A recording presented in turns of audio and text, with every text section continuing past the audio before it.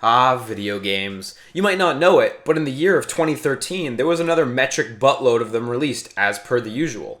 In order to foster a higher quality level for our 2013 top 10s, we opted to take an extra year off in order to properly judge these titles. In other words, we're huge lazy assholes. So here we are in December 2014 with our top 10s of 2013.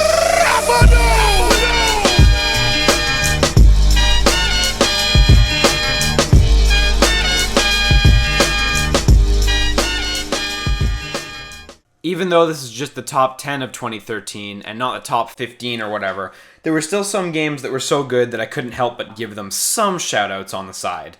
First and foremost, Anarchy Reigns and Project Diva F, congrats for actually coming out in North America. These would have been in my top 10, but they already snatched up a spot last year. Shoutouts to Monster Monpiece for actually being a really good tactical card battling strategy game below that thick veneer of filth and gameplay, but mostly filth.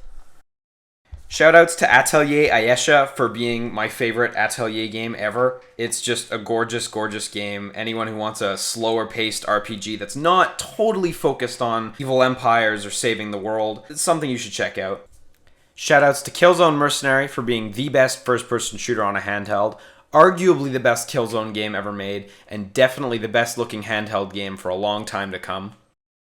Finally, shoutouts to Super Robot Wars OG Saga Maso Kishin Pride of Justice. First and foremost, for somehow finagling the words Pride of Justice into your title. That is fucking sick. Secondly, for continuing to make amazing attack animations.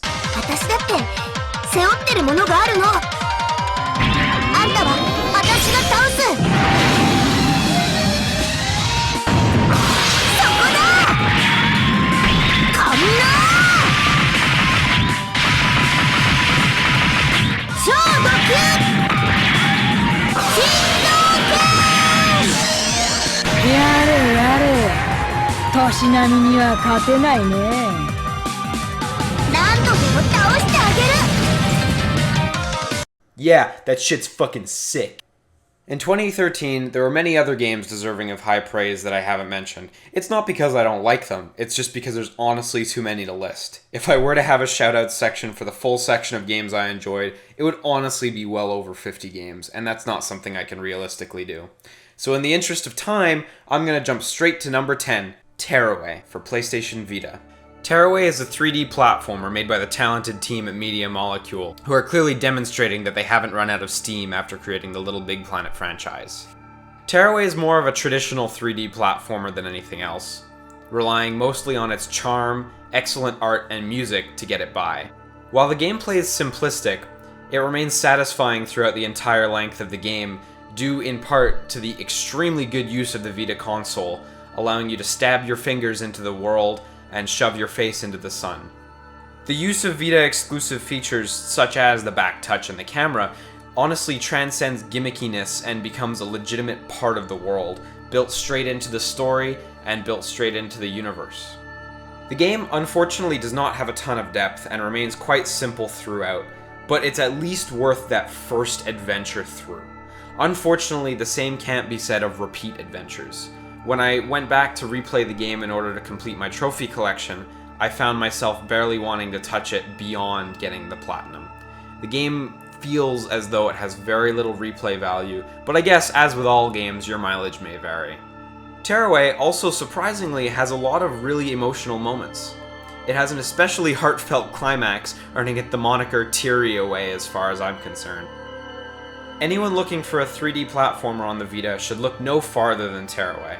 And for any PS4 owners, Tearaway Unfolded is coming out next year, and that'll probably be alright, I guess. Although, to be honest, I think lacking those Vita-specific features will make it at least a little bit weird. Tearaway is far from a perfect game, but it was definitely one of the most memorable games this year as far as I'm concerned, earning it the number 10 spot on my super biased top 10 of 2013. Coming in at number 9 is Shin Megami Tensei 4. For the uninitiated, Shin Megami Tensei is basically Pokemon if all the Pokemon were demons instead. And in fact, not just demons, but deities and figures from a variety of cultures.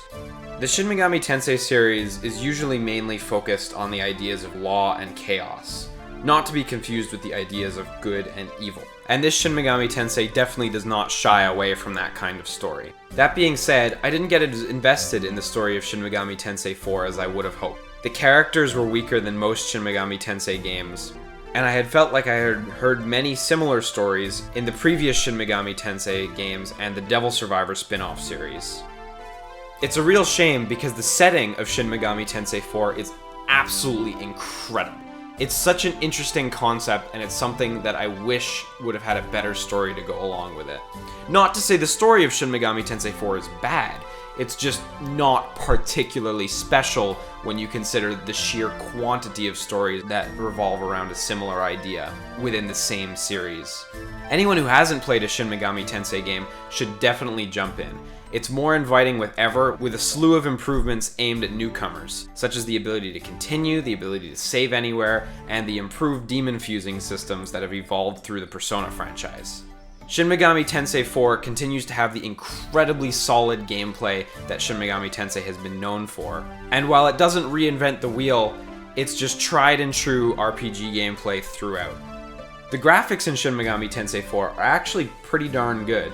I was really pleased to be able to walk around in the 3D environments of the game, unlike previous games that have been first-person dungeon crawlers like Strange Journey. The world of Shin Megami Tensei 4 is extremely well fleshed out, thanks in part to the wonderful, wonderful art design that, without spoiling, I can't really explain too much, unfortunately. I definitely think this is a game you should give a look at, though, if you're even remotely interested, because the big reveal as to the world that you're in is really quite excellent.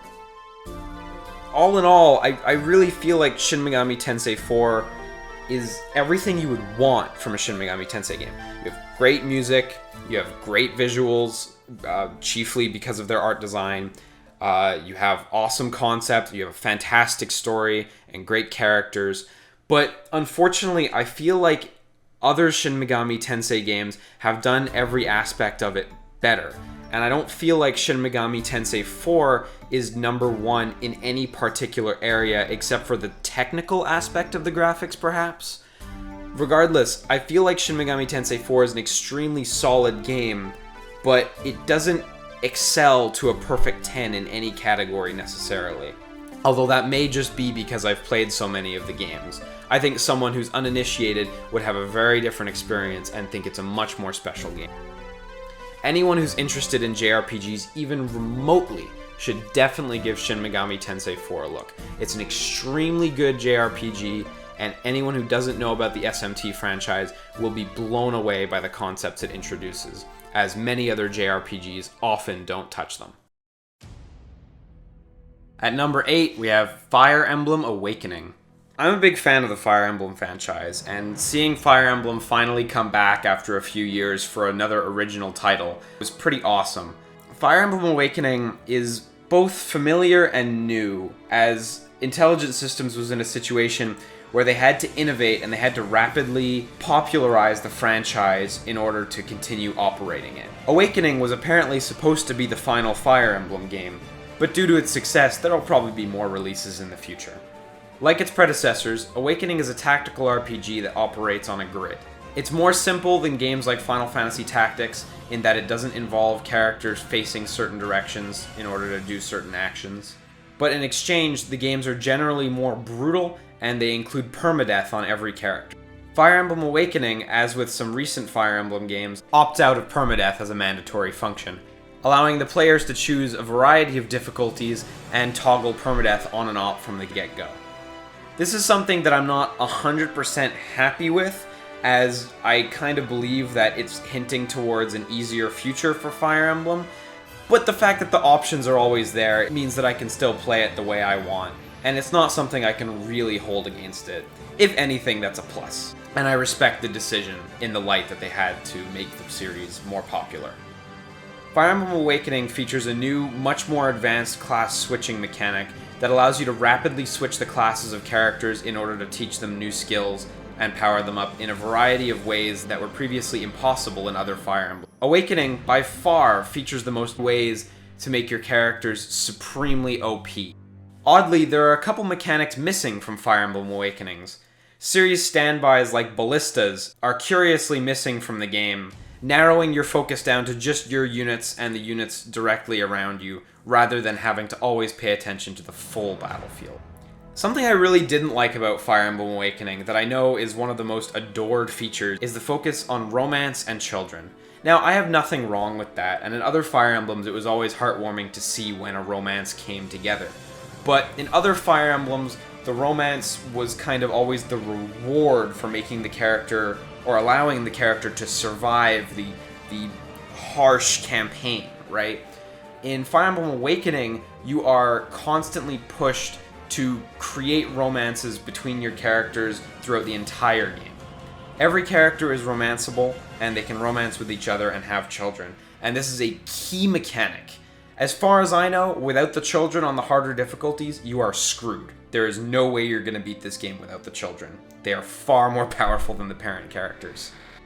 And while I like that mechanically as an idea, I didn't like that romance was something that was so heavily featured in the game. And it's a shame, because I love that lovey-dovey bullshit, but there is just so much of it throughout the whole game. It was a little bit of a turnoff. I really preferred how romance used to be handled, where it was only a few characters if you managed to get them to survive. That being said, if you do like romance, you will fucking love it, because it is just cutesy bullshit all the time. Another thing I'm really mixed on is the change-up of the art style. Yusuke Kozaki comes in and does all the character designs, and frankly does a wonderful job. I'm a really big fan of Kozaki's work in games like No More Heroes, and I'm really glad to see Awakening take up that art style. That being said, Kozaki's art is very different from other Fire Emblems, and it was something that I was kind of mixed on. If you look at any other Fire Emblems, you see a much less anime art style, I guess. It's hard to describe. Other Fire Emblems have a different style, and that's kind of all there is to it, whereas Kozaki's is a bit more anime. There's nothing wrong with it, and I really do like Kozaki's art, but it's different. And that was something that I was kind of mixed on, because while this is the Fire Emblem I know and love, it's different in a lot of ways. That being said, any design that brings me a figure as good as the Max Factory Tharja is a good design in my book, and so thumbs up to Kozaki, and thumbs up to Max Factory Tharja. Usually I wouldn't talk about a game's DLC, but I really have to give a special shout out to Fire Emblem Awakening's DLC, as some of it is absurdly game-breaking, instantly loading up your party with intense amounts of experience or gold. Nintendo's been a mixed bag with their DLC offerings, where games like Pikmin III and Hyrule Warriors have excellent DLC, but then games like Fire Emblem Awakening and New Super Mario Bros. 2 have really poor DLC designs as far as I'm concerned. It's not a good practice, and it's something that I hope does not continue in the Fire Emblem series. All that said, the game is still an extremely high-quality tactical RPG, and as far as I'm concerned, it's still one of the best games of the year. It's still Fire Emblem at its core, and it's still Fire Emblem for around 80% of the game. But all of the surface-level concepts in Fire Emblem have been turned on their head in the favor of new concepts for Awakening, presumably to try to expand their audience again in the light of the series not continuing. I think that was a big success, and I absolutely think that Intelligent Systems deserves all commendations for Fire Emblem Awakening, as it's an excellent, excellent game. But it's definitely different, and that was something that didn't turn me off, but kind of shook me up a little bit. Because when I was playing it, I did notice it wasn't the same Fire Emblem I knew and loved. It was a new Fire Emblem, and there's nothing wrong with that. Fire Emblem is still excellent, and is still one of my favorite series to this day, and for that reason, I definitely think Fire Emblem Awakening deserves this spot at number 8. For this next one, I'm coming in feeling like there's nothing left to be said about this game. I feel like the game's media and fans of the game in general have gotten across the idea that this game is the perfect end-all 10 and 10 alpha and omega Citizen Kane Metroid Prime trilogy of video games. But nonetheless, I'm going to talk about it. Number 7, The Last of Us. We're in a period of time right now where cinematic gameplay as a concept, or cinematography in games, is something that's often derided, and for good reason, as most games are rather ham-fisted about it. But I feel like The Last of Us is the most successful cinematic game in the sense that it blends its cinematography into the gameplay really well. From the discrete HUD to the excellent use of cuts between gameplays and cutscenes, the mash between moments is really, really good. Barring that, the cutscenes in this game are excellent. And I mean that from a lot of standpoints. I mean, the writing is really good, the characters are believable, the graphics are wonderful, the animations and mocap, or should I say performance capture, are absolutely excellent. Everything about these cutscenes is pretty much completely top-notch, and I can't think that there's many games out there that match or even attempt to exceed this game. The universe of The Last of Us, while essentially a zombie story, is pulled back to be more of a personal story within the context of a zombie story. And even though it's about zombies, they do twist the concept a little bit, incorporating the idea of the fungus and such into the clickers, allowing for some more interesting designs. This also lends itself to creating a bit more of a believable world, rather than just creating another 28 Days Later, as reminiscent as the opening may be of that. That being said, holy shit, the fucking opening in The Last of Us is excellent. Now, I don't care if you're Oscar bait, I don't care if you're award bait. If I'm crying in like 15 minutes, it's because you've done your job really, really well. And like, that prologue, just the prologue, not even the full game, has such a strong hook to it that I was absolutely in tears before even firing a gun. Wait, do you fire a gun by then? I was absolutely in tears before even meeting the first clicker. As far as the gameplay goes, it's a solid blend of stealth and third-person shooting. It doesn't reinvent the wheel on either of them, and in fact, it doesn't really use many advanced concepts from either of those genres either, and it prefers to stay with the simpler ideas, but that's to its benefit as far as I'm concerned. These simple concepts prevent you from ever getting muddied down in a bevy of mechanics and systems and meters all over the screen, keeping it down to sneaking around and, when necessary, shooting. Giving it a more grounded feel and definitely making it not feel more over the top or fantastical than it needs to be. The use of simple gameplay mechanics rather than complex ones definitely is to its benefit, in the sense that Joel feels like a real person in his capabilities. He doesn't feel like a Superman. He feels like an older, middle-aged man, and that's really what he is and how he plays. One of the things I like about The Last of Us is how visceral it is. When you hit something, when you shoot something, when you get hit yourself or when you fall, when something crunches, when a brick hits a head, it really has an impact. When Joel does a melee attack, you feel it. When he swings that 2x4 at an enemy, you know he has the intent to kill. The game's actions from a moment-to-moment basis are super impactful, and it just feels really fun to play and to participate in this universe.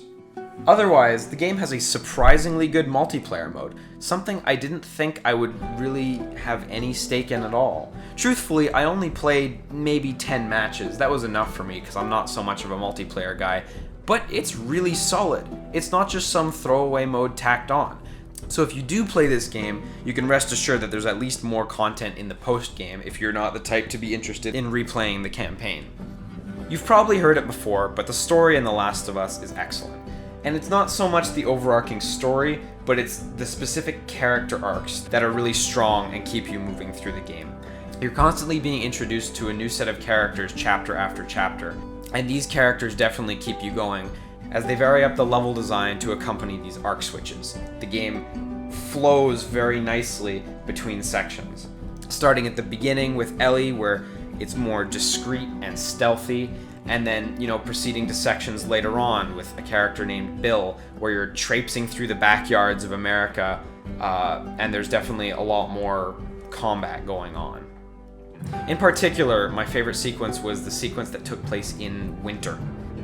Without spoiling anything, the winter sequence is fucking awesome. It is just so good, and it's incredibly impressive. Anyone who's ever seen it knows exactly what I'm talking about. Anyone who hasn't, I'm sorry, I can't say anything about it without spoiling it. But it commits super hard to one of my favorite tropes that I also can't talk about without spoiling it. That winter sequence, fucking good, but I can't tell you about it. My only real criticism of The Last of Us is I feel like it starts off a little bit slowly.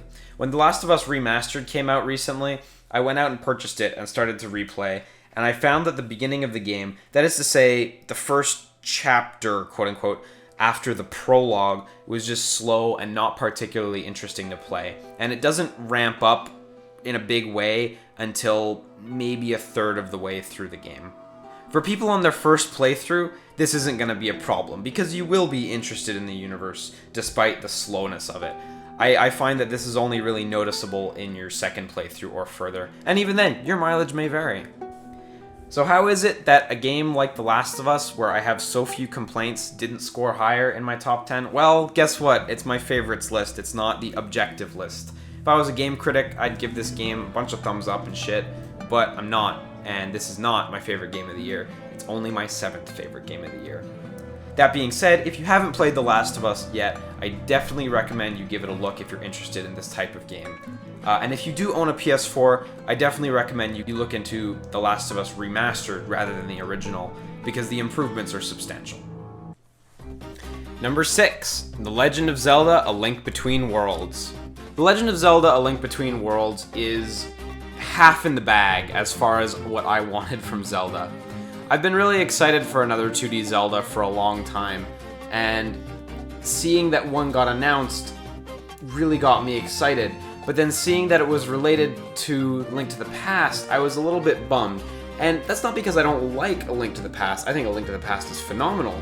But that's because I like Link's Awakening and Oracle of Seasons and Ages and Minish Cap so much. Those games provided really huge advancements over the previous 2D games, such as A Link to the Past. Some of the advancements included stuff like equipment, where in the Oracle's games you had the rings, and in the Minish Cap you could get new moves entirely. Legend of Zelda: A Link Between Worlds dials it back a little bit and brings it back to the basics of Link to the Past instead of having any sort of gear system. That being said, it does introduce its own twists, such as the idea that you can buy any piece of equipment at more or less any time in the game, rather than having to find them in dungeons. That's a really fun mechanic, but unfortunately that also lends itself to making the dungeons simpler than ever. In previous Zelda games, you would get to a dungeon, sometimes using multiple items you found in previous dungeons, and then you'd use those items in tandem with the new dungeon item in order to clear the dungeon. In A Link Between Worlds, that's not something that really happens. Since you can approach the dungeons in any way you want because you can buy the items at any given time, A Link Between Worlds takes a much simpler approach to it, where to get to X dungeon, you are more or less going to need Y item, and that's it. And then when you get to X dungeon and you get in X dungeon with Y item, usually Y item is all you need to get through that dungeon, and you don't need Z item or A item, you just need Y item. If I haven't lost you, what I'm basically saying is the dungeons in A Link Between Worlds, while still excellent, are a lot more simple than they used to be, and that's not something I necessarily appreciate. Legend of Zelda: A Link Between Worlds does do some cool stuff though that I really did like. The use of a 3D camera in a game that is quote-unquote 2D allows for a bit more depth to the characters in a literal sense, where they can pull the camera out of its axis in the sky and bring it up close to the characters for the cutscenes, where they can slam emotions onto their face and make them interact with each other. The story of A Link Between Worlds isn't particularly gripping, as with most Zelda games, but it's got fun plot twists and it does go to cool places that really won't surprise anyone who played A Link to the Past before. But for anyone new to A Link to the Past, I think they'll definitely find a certain degree of enjoyment in what kinds of things it does. I'm not really in love with A Link Between Worlds art style. I think it's alright, but it's not really anything special as far as I'm concerned. Technically it looks good, but it's not above and beyond what I expect from a Zelda game. That being said, the soundtrack is on another fucking level. The soundtrack in The Legend of Zelda: A Link Between Worlds is really, really good, reinventing old Zelda tunes and introducing its own, I guarantee you'll be bobbing your head and humming along when you finally get to the Dark World. Another fun addition was the addition of the 2D Link, where you could squash Link onto a wall in order to walk around certain obstacles. I enjoyed this because it's an interesting new mechanic that hasn't really been seen, and it's something of a clever idea to use in tandem with the 3DS's 3D features, but I did find it a bit limited. All you could really do was walk left and right, and that's more or less it until a specific moment very late in the game. I do have a complaint about this Zelda game, and I'm not sure how valid it is because I haven't played the other 2D Zeldas in quite a few years, but I felt like it was easier to do everything and collect everything than it was in those games. And I mean that on multiple levels. I felt like the game was easier to play, and I felt like the only real difficulty was when you got to the Dark World and suddenly enemies were arbitrarily slamming you for 5 hearts of damage. I found the level design was rather easy to navigate in the sense that there wasn't really much challenge to it outside of 1 or 2 dungeons. I found that collecting all the items in the overworld, that is to say the heart pieces and such, was a lot simpler than in most other Zeldas. And again, I don't know if this was just me. I might be crazy. I'm not going to go back and play all the other Zeldas just for the sake of this video, but I felt like it was a little bit easier. That's not necessarily a bad thing. The game was still excellent. The game was still a welcome return to top-down Zelda. I just hope we don't have to wait so long for another top-down Zelda. I don't really have much more to say on this game because it doesn't really reinvent itself in any way. It's at the end of the day, it's just top-down Zelda. And not only is it just top-down Zelda, it's actually pulled back from some of the other top-down Zeldas that have more advanced and complex ideas. It's actually a simpler top-down Zelda than some of the top-down Zeldas harkening back to the Game Boy and the Game Boy Color. Regardless of the fact that I don't have much to say about this game, except that it's a bit of a regression from previous Zeldas, I think it's an excellent, excellent game, and anyone with a 3DS owes themselves to play this game, regardless of tastes. And since the game's a little bit easier than other Zelda games, I think even more people could possibly get into it. That said, what's with the trend of 3DS games being easier? Luigi's Mansion, A Link Between Worlds, Fire Emblem Awakening, Shin Megami Tensei IV, they're all significantly easier than their predecessors. That's weird. This isn't a trend I think I like. Number 5. Soul Sacrifice. Soul Sacrifice is a hunting game developed by Marvelous, produced by Concept and Keiji Inafune, but published by Sony. It's quite the project. Soul Sacrifice, while being a hunting game, is definitely the farthest departure from the de facto Phantasy Star Monster Hunter standard. So the standard is kind of, okay, you have a town or a city, you walk around that town or city to collect items, power yourself up, make gear, etc. And then you go out and you find monsters, and then you kill monsters, and then you come back and do it again. Soul Sacrifice expedites that a little bit by completely removing the town/city and replacing it with a menu. Initially I liked it because it allowed you to quickly get into combat without any bullshit. Oh, I don't have to spend 5 minutes in the town, I can just click through the menu and be done. But after 30 or 40 hours in the game, it definitely started to feel a bit claustrophobic, the fact that I was always stuck in a menu and I couldn't actually walk around and just explore the small town. It wasn't something I thought I missed, but after enough playtime it definitely got to me a little bit. Soul Sacrifice isn't just claustrophobic when it comes to the menus and lack of town. Soul Sacrifice's structure in terms of battle arenas is just that. It's battle arenas. When you go and you look at Monster Hunter or its contemporaries, what it usually is a series of small areas connected to each other, and you have to walk through them in order to find the monster. These areas are usually rather open, so you will have to hunt around for a little while. In Soul Sacrifice, you are literally shoved in an arena. Not like a gladiatorial arena, but in terms of size and in terms of structure, an arena with a compass that points you straight at the monster, who you will surely reach within 10 seconds. The monsters are not far out of reach. And that is something I appreciate about the game. There's no bullshit. You can just jump in and fight, and fight, and fight, and fight, and go straight to boss rush, and then go back to the menu, back into the boss, back to the menu, back to the boss. There's no interruptions, and the pace of the game is unrivaled when it comes to hunting games. as they completely chopped out the hunting aspect of the hunting games and simply made it the killing aspect of the hunting games.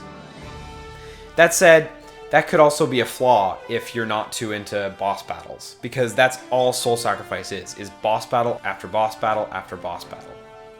Soul Sacrifice also has a beautiful, beautiful score composed or produced or whatever, I don't know music terms, by Skywalker Sounds, who I am to understand have done the Star Wars films.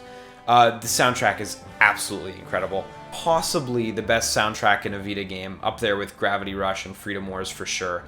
Definitely give it a listen if you're not going to play the game, because it's hauntingly beautiful. One of the best things about Soul Sacrifice, and definitely something that I didn't expect to be good in Soul Sacrifice, was the writing. And it's one of those things where you look at a hunting game and you know there's not going to be a strong story. You know there's not going to be anything like that. Why should there be? But I've always been a bit of a proponent of the idea of, hey, why not both? And you know, God Eater manages to do it with a bit of a tropey anime story, but it does it, and it's fun. And Soul Sacrifice does it with a bit more of conventional fantasy story. Despite the nature of the game, which is all about saving and sacrificing monsters and the ramifications of the decisions, the story is surprisingly touching when they describe how it affects the characters, of the universe. Besides the main story, which is long and well written, there are many minor side stories that are about 4 missions long for a variety of side characters who are mostly equally interesting. As another note, because it's not a default feature in hunting games yet, Soul Sacrifice does have a full online suite and it works extremely well. I encountered very little lag, very few dropped connections, and it has a robust communication system between matches. If you own a Vita, I think Soul Sacrifice is a game you at least have to try. There's a demo in the PlayStation Store, give it a swing, it's an awesome hunting game. That being said, if you do enjoy the demo, or if you are interested in the game plain and simple, I recommend you go for Soul Sacrifice Delta instead of Soul Sacrifice. The amount of improvements in Soul Sacrifice Delta are staggering, including extra visual modes for people who have the Vita 2000, and an almost doubled cast of monsters. Soul Sacrifice is probably the most unique hunting game to ever come out. With its extremely grim, dark, gross art style, its amazing, bombastic score, and its surprisingly touching writing, Soul Sacrifice truly takes the idea of a grim fantasy to a whole nother level. And if you're a fan of the hunting game subgenre at all, I definitely think there's something in there for you, as it's an extremely unique mix of mechanics that no other hunting game quite has down exactly. Number 4, Super Mario 3D World. Super Mario 3D World is, as usual, a stellar Mario platformer, this time building off the almost literal building blocks of Super Mario 3D Land. A lot of people initially dismissed this game as just a quick sequel, but it actually improves upon it in a lot of major ways. Subtle things like the increased scale in the levels and the amazing verticality of some of them, along with stuff like the cat suit that allows you to traverse levels in brand new ways, that is to say, upwards, really makes this feel like a fresh Mario game, despite just having got a similar one recently. As with most Mario games, the level variety is always something that surprises me. You would think by this time I would know what to expect, but Super Mario 3D World constantly surprised me, with levels reminiscent of Mario Kart, challenge levels where you're tasked with completing a certain amount of objectives within strict time limits, and an amazing set of minigames based off the prolific Captain Toad from the Mario Galaxy series. As with any Mario game, the graphics and the music are absolutely top-notch. Thanks in part to the art style and the way the levels are designed, in that they're just floating obstacle courses, and not fully fleshed out environments. This allows them to lower the poly count and increase the visual effects dramatically, tricking some people into thinking the game runs at 1080p. Like most modern Mario games, the game is very easy throughout. I found myself not really dying at all until I got to the late game. And that's not to say I didn't like the levels at the beginning of the game, but the late game levels I feel are significantly better. Particularly the last 3 levels are an amazingly devilish set of challenges, as has been the style in recent Mario games. It's also really great to have a selection of 5 characters to play from, 4 initially. They all play very differently, and the game encourages you to try playing through each level as different characters, with different hidden items that may require other characters to come back specifically, and with a devilishly evil completion system that tasks you with playing each level with each character once in order to get stamps on your profile. I don't really have any issues with this game at all, to be honest. It ends. That's a negative, I guess. The game ends. I wish it didn't conclude. I wish it just kept going forever, because I feel like I could keep playing new levels of this quality forever. If I were a game reviewer, I would have given Super Mario 3D World a 10 on 10, no question. Coming up to number 3, I want to let everyone know that every game beyond this point was at some point my game of the year.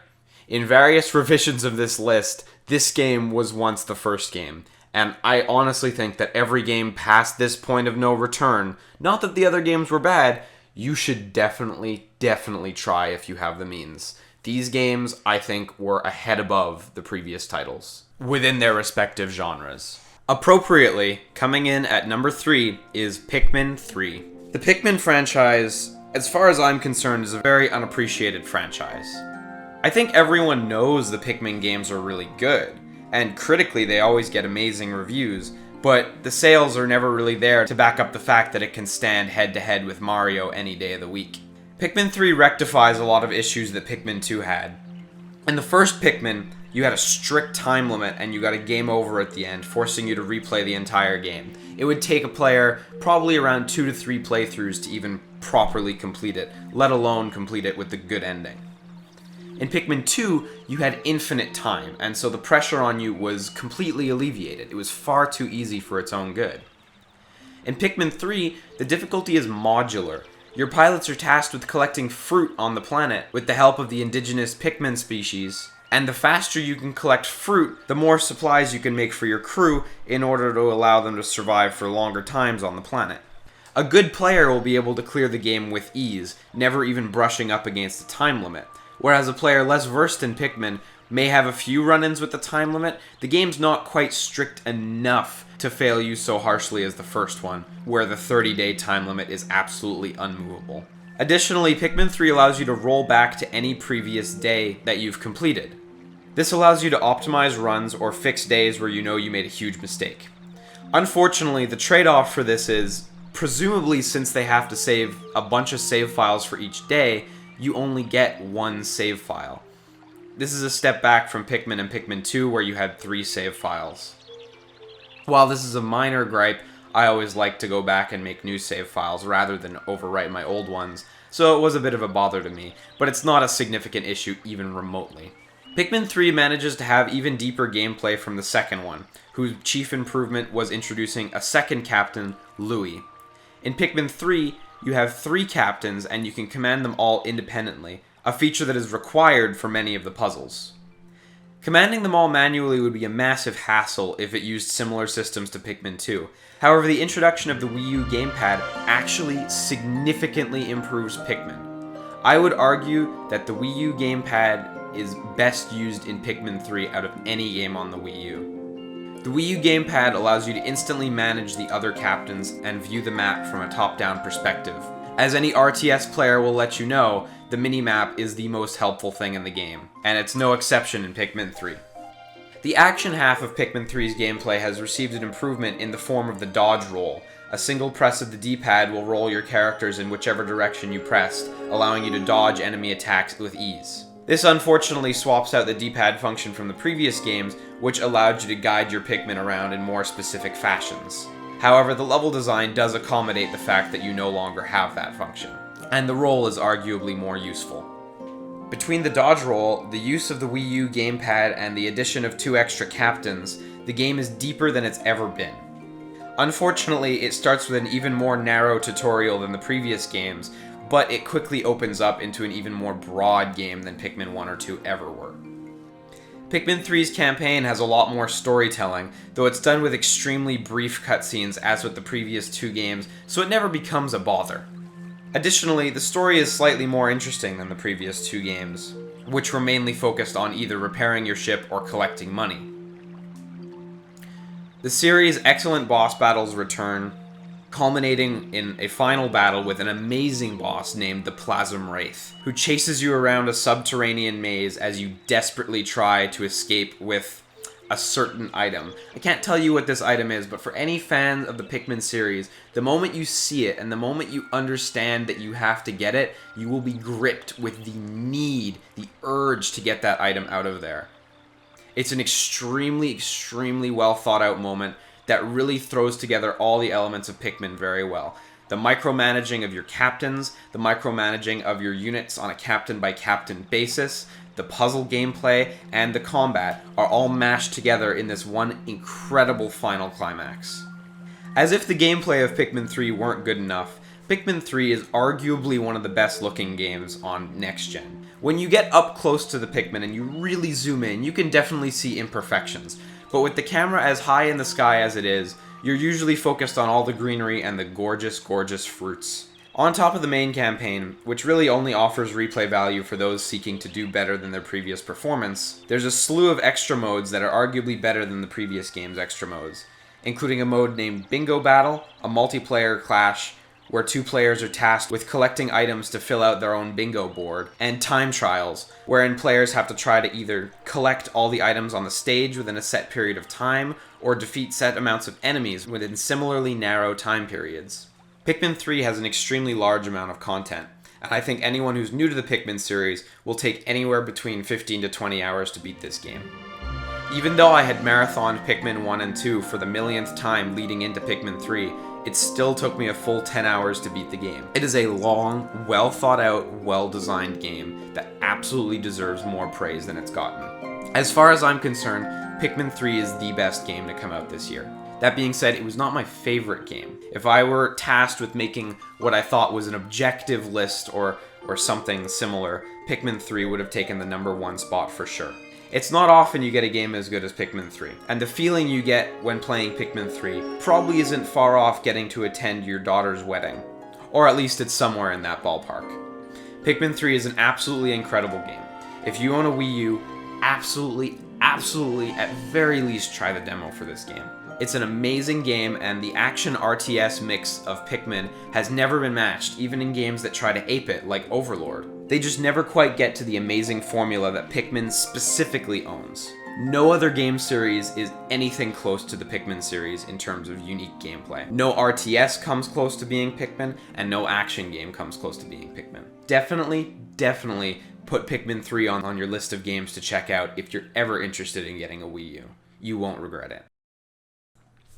Okay, I'm not even gonna front for these last two games. These last two games are Platinum games. They deserve these last two spots as far as I'm concerned.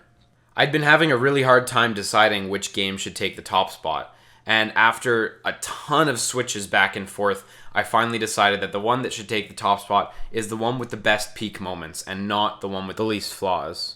I had previously been looking at it as the one with the most problems was probably not the better one, but in the end, I think the more memorable one is the one that's going to take the top spot. So without further ado, number 2, Metal Gear Rising: Revengeance. Yeah, okay, maybe it is a little bit awkward that last year I proclaimed that Revengeance would take the top spot, and lo and behold, it totally didn't.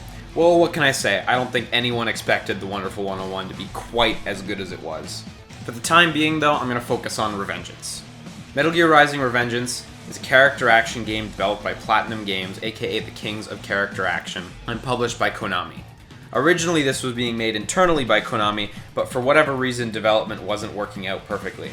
It was shipped out to Platinum to save the project, and Platinum managed to basically ship Revengeance in a bit over a year.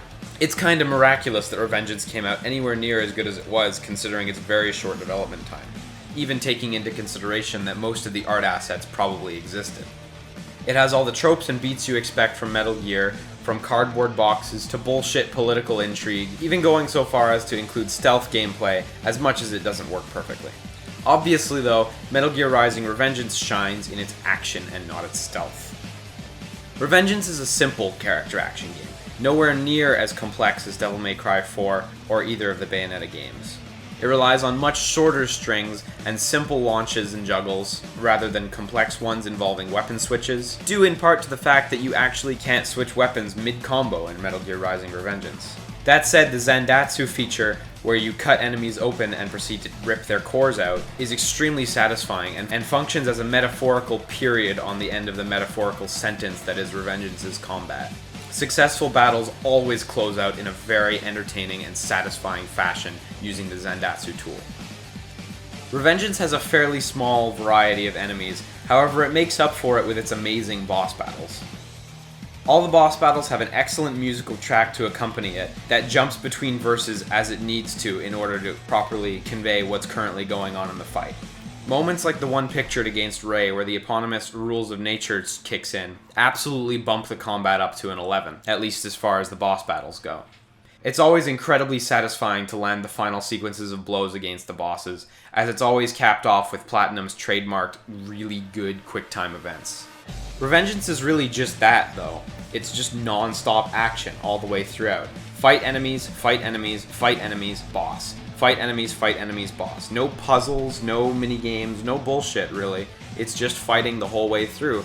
And in that sense, it's kind of reminiscent of older beat-em-ups like Streets of Rage and Final Fight. Obviously, Revengeance slows down a little bit, as most modern games do, in order to let you talk to your allies and such. But by skipping cutscenes and playing it in a speedy way, it definitely reminded me of older games. And that's one of my favorite parts of Revengeance, is how replayable it is. Your first playthrough will take around 7 hours, and there's a good chance you'll be left unsatisfied by that, so I'm sure you'll jump back into it. And as with any character action game, it's always kind of said that your first playthrough is something of a tutorial.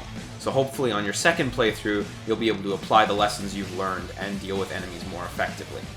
What I enjoyed the most about Revengeance was definitely the repeat playthroughs, as I started to get my playtime down to around 2 hours or even under that. It became incredibly satisfying, and it went right alongside old greats like Streets of Rage that I would always just pick up and play through in an afternoon.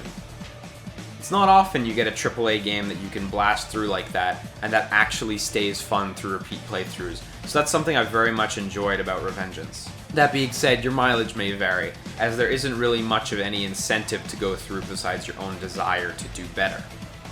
The game unfortunately does have some issues. There are clear camera problems where it'll get stuck on walls or hitch on enemies, or generally just be a hassle to you. The game definitely lacks polish, with a lot of visual bugs pertaining to the physics of objects you've cut, and a handful of other minor bugs, including sound issues and frame rate issues. This is almost definitely due to the extremely short development time, not to say it excuses it. My only other real issue with the game was the side character George, who is the most fucking annoying piece of shit character in Metal Gear. I don't think there is a character I dislike more in the Metal Gear universe than George. So shoutouts for creating the fucking worst Metal Gear character ever, because George fucking sucks. If you own any machine that can play Revengeance, definitely give it a swing. It's a unique take on the character action genre that I think most people will get a real kick out of, even if it's for only 7 hours.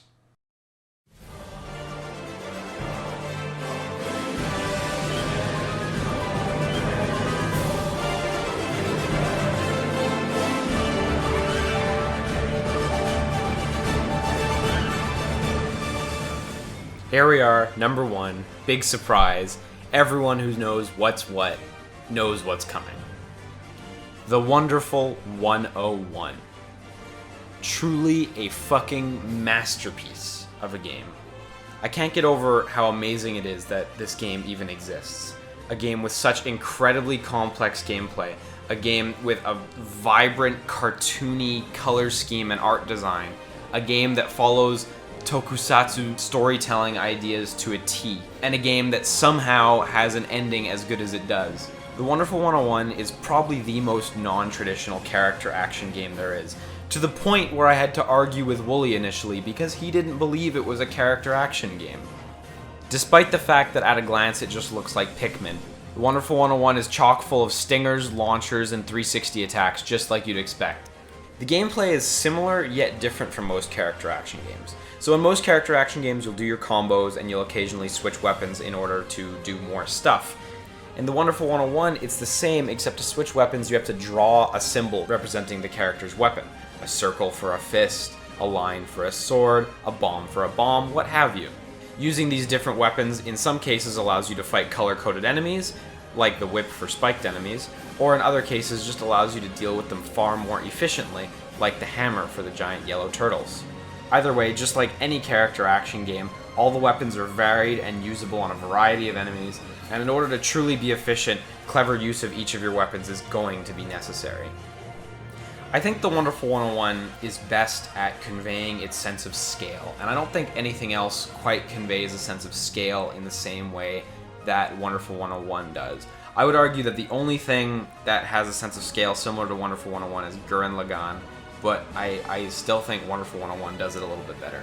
So you start Wonderful 101 with a scant handful of humans, of just tiny people, and you're fighting against monsters that are bigger than houses, just giant, huge creatures from space. As you go through the game, the creatures eventually get bigger than skyscrapers. The creatures eventually get taller than mountains. The creatures eventually become galactic, and you do eventually go to space, which is something I'll talk about a bit later. The scale of the game is remarkable in a lot of ways, and the ending is a big part of that. I think the ending of the Wonderful 101 is the greatest, or at least the most bombastic ending ever in a video game. For anyone who doesn't want to listen to spoilers, you should probably stop listening right around now, but for anyone who's cool with that, then go ahead. The ending sequence, as far as I would define it, starts at the moment that you witness a large chunk of Earth getting blown up, at which point you are handed a giant super robot of your own in order to do a punch-out battle against another giant robot.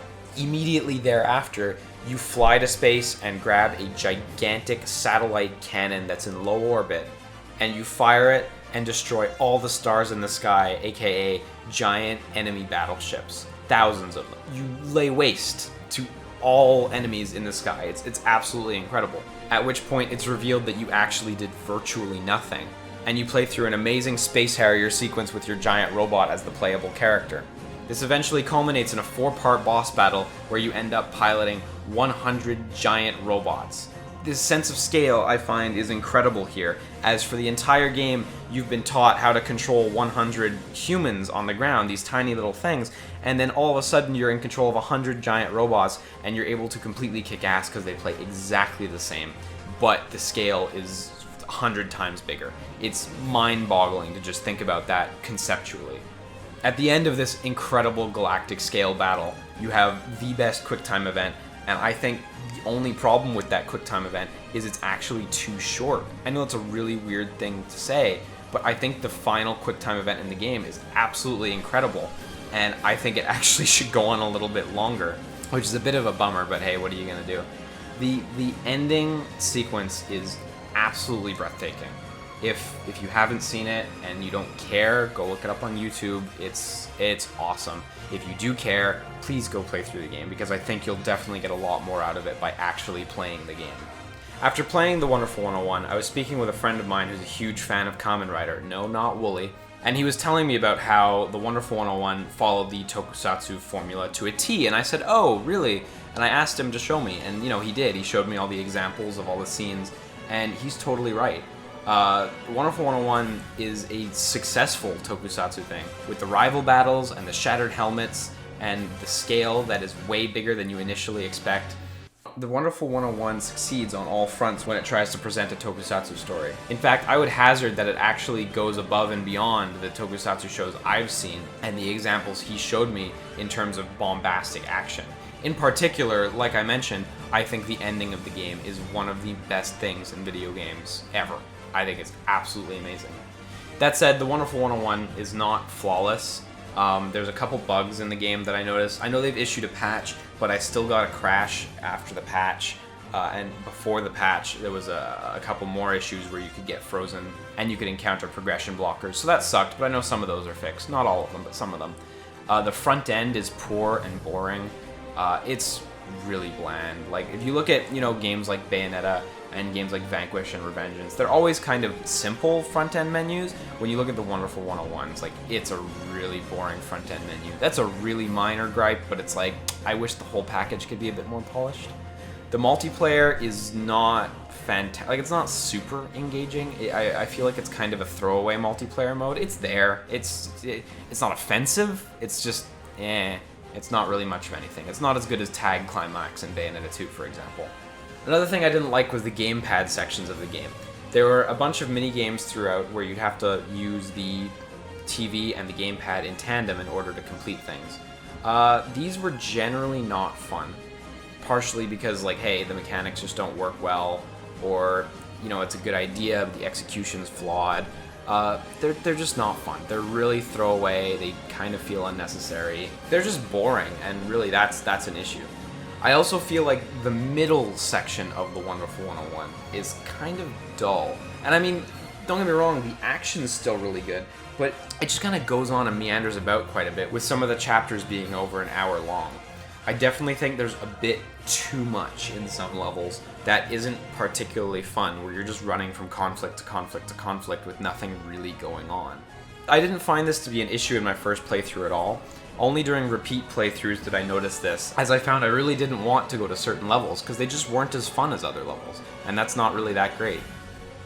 So why and how have I put Wonderful 101 as my number one game when I've already proclaimed Pikmin to be the best game of the year? Well, I think Wonderful 101 deserves the number one spot because it's way more memorable in my eyes. And again, this is just, you know, my favorite games of the year.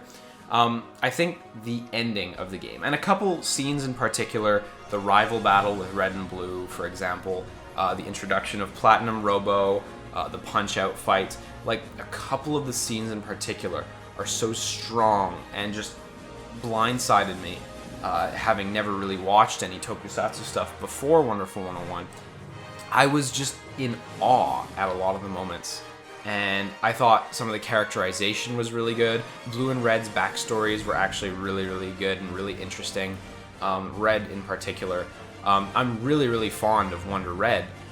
Wonder Red is actually totally now my favorite, like, platinum main character above Bayonetta. Sorry, Bayonetta. I do love Bayonetta, but, like, Wonder Red, like, after you find out his deal in the story, is just way cooler. So, you know, despite its flaws, I felt like the strong points of Wonderful 101 are what's going to make it more memorable. And, you know, when I was looking at the box arts and listening to the music for all these games while I was deliberating, I always found myself gripped by the theme of Jurgenga and, like, the image of that final hour of the game that is just incredible and absolutely amazing. And I definitely think this game deserves the number one spot on the merits that it hits the highest highs. You know, Metal Gear Rising Revengeance ends on like a 9, and Bayonetta ends on like an 11, but Wonderful 101 ends on like a 14 or a 15. Wonderful 101's ending is bananas. It is amazing. It is incredible. And for that, I definitely think it deserves the number one spot, because I don't think I will ever see an ending in a video game as bombastic as the Wonderful 101. So that's it, 2013. I hope you liked my super biased top 10. I'm not gonna lie, we're already really deep into 2014, so my list for next year is not quite finalized, but it's maybe 80% together. Unlike last year though, I'm not gonna be an idiot and just call out what I think is gonna get number one. I don't think there's any chance I can get it right. It worked out so poorly, and I'm so embarrassed that Revengeance wasn't the top dog that I'm just never gonna do that again. Lesson truly learned.